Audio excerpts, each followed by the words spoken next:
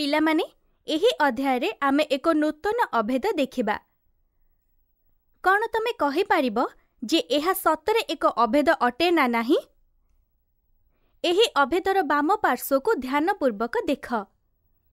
एहाकु सरल करिबाकु आमको बंधनीटिकु खोलिबाकु हेबो एवं गुणन प्रक्रिया करिबा परे आमको एही परिप्रकाश मिले।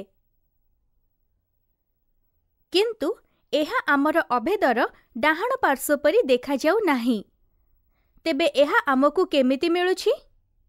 जदि आमे एही मध्यपद दुईटी को देखिबा तेबे आमे देखि पारिबा जे एही दुईटी मध्यपदरे चल राशि हेउछि x। आमे सेही x को साधारण गुणनीयक रूपे नै एहाकु एपरि लेखि पारिबा। आउ वर्तमान आमे देखि पारिबा जे एहा अभेदर डाहाण पार्श्व सहित समान अटे। तेबे एहार अर्थ हेउछि जे एहा एक अभेद अटे।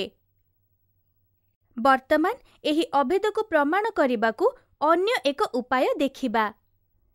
सेथिपाई आमे एही आयत क्षेत्र को नेबा एवं एहाकु एही परि चारि भागरे भाग करि देबा। वर्तमान मने कर आमको एही आयत क्षेत्रर क्षेत्रफल बाहर करिबाकु अछि। आमे एहा किपरि करि पारिबा? एही आयत क्षेत्रर क्षेत्रफल जानिबार दुईटी उपाय अछि। आस आमे प्रथम उपायटी देखिबा। आमे पूर्वरु ही जानिछे जे आयत क्षेत्रर क्षेत्रफल हेउछि दैर्घ्य गुणन प्रस्थ। कौन तमे कहि पारिबो जे आमे दैर्घ्य एवं प्रस्थ रूपरे कौन नेबा?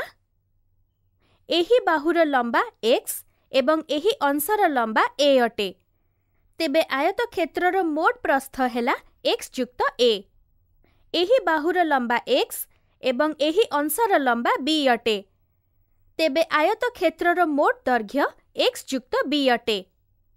तेबे एहा दैर्घ्य अटे एवं एहा प्रस्थ अटे। एथिरे एही मूल्य गुडी को प्रतिस्थापित करिबा जोगु आमे माने एहा पाइबा। वर्तमान आमे एही आयत क्षेत्रर क्षेत्रफल जानिबा पई द्वितीय उपाय देखिबा।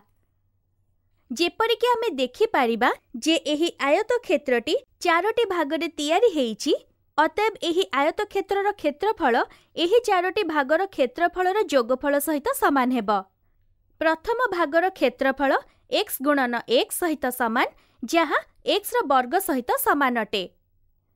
एही परि भाबरे द्वितीय भागर क्षेत्रफल a गुणन x हेबो।